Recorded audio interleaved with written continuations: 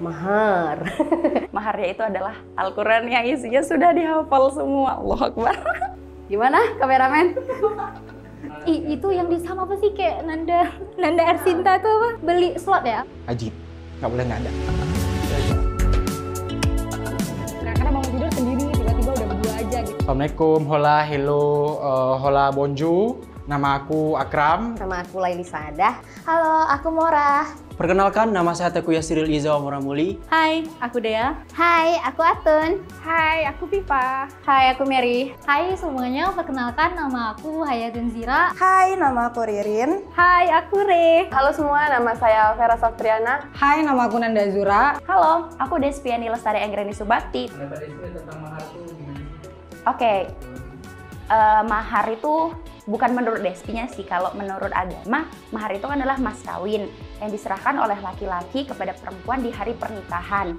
Kalau Despi simpelnya menganggap mahar ini adalah hadiah ya, hadiah pernikahan.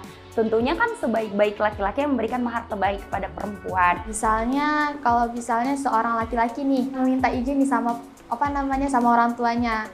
Nah, cara bayarnya dengan mahar, kalau menurut Mora gitu. Setahu aku dalam Islam pun memang penting kali karena Pemberian dari laki-laki untuk calon mempelai perempuannya. Jadi harus dipersiapkan sebaik mungkin untuk Tidak merendahkan aku dan tidak memberatkan kamu. Aduh.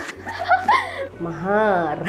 Kalau dalam Islam tuh biasanya jangan sampai di bawah 10 dirham ataupun tapi jangan juga yang terlalu memberatkan si pria, atau kalau dalam Islam tuh jangan sampai lebih dari 400 dirham. Saya bukan sekte yang memperberat mahar laki-laki gitu. kalau Pipa sendiri karena dari Aceh Tamiang, itu dia minimal sekali itu 10 mayam. Mahar bentuknya itu nggak harus emas, tetapi sesuatu yang berharga dan bernilai. menurut aku memang nggak selamanya mahar tuh berupa nilai uang kayak gitu, tapi emang benda-benda yang memang udah disepakati sama dua-duanya. Malah kan banyak orang konflik sama tentang mahar nih gara-gara warga perempuan kasihnya ketinggian, si keluarga laki mintanya kerendahan. Dalam Al-Quran juga dijelaskan kalau misalkan mahar itu sebaik-baik wanita adalah yang merendahkan maharnya, tapi sebaik-baik laki adalah yang meninggikan maharnya. Tapi ya taulah kalau kita di Aceh kan nggak mungkin juga kamu mau nikahin aku 2 gram. Nggak pura-pura nggak sanggup gitu ya. Cuman untuk takarannya jangan terlalu banyak, jangan pula terlalu sedikit. Jadi kita main standar-standar saja. Kembali lagi, mahar itu kan bakal dipakai sama-sama ya, walaupun hadiah untuk si istrinya gitu, untuk si wanitanya, tapi kan nanti bakal dipakai sama-sama gitu. Jadi maharnya yang telah dibicarakan sama ayah aku dan ayah kamu, ibu aku dan ibu kamu, dan kalau kamu sanggup ya udah kita deal aja segitu gitu. Gimana kameramen? Sah atau tidaknya sebuah pernikahan bukan besar atau kecilnya mahar tadi gitu. Mahar itu kalau dalam agama Islam itu sangat wajib, walaupun sedikit maharnya tapi tetap wajib. Ajib, nggak boleh nggak ada.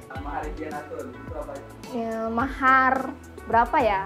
Karena ini ya, kalau misalnya kita orang Aceh itu tergantung juga sama kakak beradik ya. Kalau misalnya kakak kita maharnya sekian, kita nggak boleh di bawah sekian gitu ya. Kalau Vera sih rumah sama mobil ya. Karena kan kalau rumah itu emang kalau mahar itu kan pasti jadi milik kita ya, walaupun gimana keadaan pernikahan kita ke depannya, ya kita sudah mempunyai mahar, mobil dan rumah itu. Jadi kayak aman aja gitu. Lebih ke rumah sih, rumah dan kayak kalau ada lebih lagi mobil gitu. Mahar impian ya yang tidak menyulitkan lah. Apalagi kalau untuk orang Aceh ya khususnya. Kan kalau mahar itu dihitung dengan emas seperti 10 mayam, 15 mayam seperti itu. Jadi mungkin kalau sekarang orang Aceh, apalagi yang cowok-cowok Aceh nih harus bekerja lebih giat karena harga emas semakin mahal. Minimal ya 20 mungkin. Realistis. Pemberi mahar itu yang harus yang gimana. Jadi aku nggak masalah sih berapapun maharnya, tapi ketika dia bertanggung jawab atas hidup kita itu lebih dari cukup, meskipun dia cuma mampu berapa mayam gitu. Seenggaknya gitu ya, kita sama-sama punya rumah sendiri gitu, biar nanti kalau ada konflik atau ada permasalahan tuh nggak ada ikut campur dari kedua orang tua kita gitu, dari keluarga kita. Dan kalau bisa aku pengen gitu ya sama-sama kita punya usaha atau startup kita berdua. Jadi dari situ tuh ekonomi kita bisa ngebantu rumah tangga kita nantinya. Aduh, kita kayak berat banget ya. Ya udah nggak apa-apa deh, bismillah aja. Oh ya, untuk calon suami saya yang ingin bersama dengan saya minimal kalau bisa kita punya rumah untuk bersama. Oke? Properti atau apa gitu kan. Properti, invest. Tadi lebih ke nanti bangunan atau rumah kos, karena targetnya ke depan akan semacam itulah. Pengen dapat 700 atau 1000 lot dari saham kali. Tapi keren sih, karena saham juga berupa bentuk investasi kan ke masa depan. Jadi ada keuntungan juga nanti pada saat berumah tangga. Hadiah pernikahan kali ya.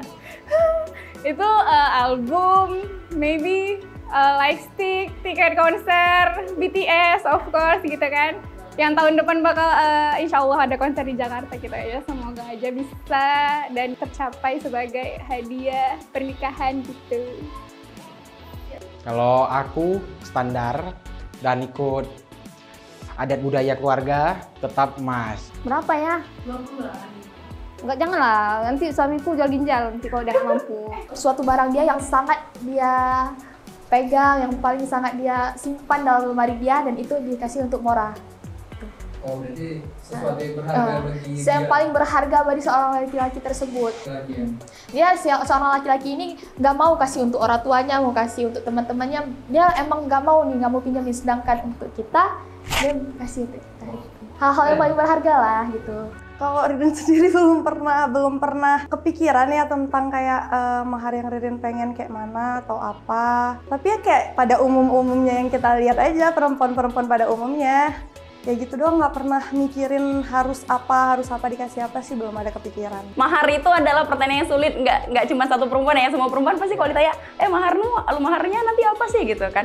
Nggak semua orang kan kalau di zaman modern ini seberuntung Lesti dengan mahar yang segede gaban gitu ya. Yang lebih impiannya itu adalah ketemu mertua yang baik, nerima kita apa adanya, terus kita dianggap kayak anaknya sendiri. Itu sih yang lebih penting. Karena kan kalau mahar itu kan bersifat materi gitu. Tapi kalau misalkan mertua yang baik itu akan berpengaruh ke psikologis kita ke depannya. Jadi semakin baik keluarga yang kita dapatkan, itu akan dapat mempengaruhi perkembangan rumah tangga ke depannya. Tapi kalau mahar impian, ini sebenarnya nggak pantas Desi minta, karena Desi juga bukan orang yang wah gimana gitu ya. Tapi pengennya maharnya itu adalah Al-Quran yang isinya sudah dihafal semua. Allahu Akbar. Gitu, tapi kembali lagi sih, jangan sampai mahar tadi yang menghambat keberlangsungan pernikahan gitu. Sudah. Cara memberi mahar punya impian. Harus ada minimal tempat kita setelah menikah. Aku nggak mau, jujur aku pribadi nggak mau tinggal di keluarga, bukan nggak mau ya, masih segan untuk tinggal di keluarga laki atau di keluarga sendiri, karena tahu sendiri kita sama keluarga, sama mama sendiri aja berantem, apalagi sama mama orang. Gitu aku. Mertua itu yang paling ditakuti.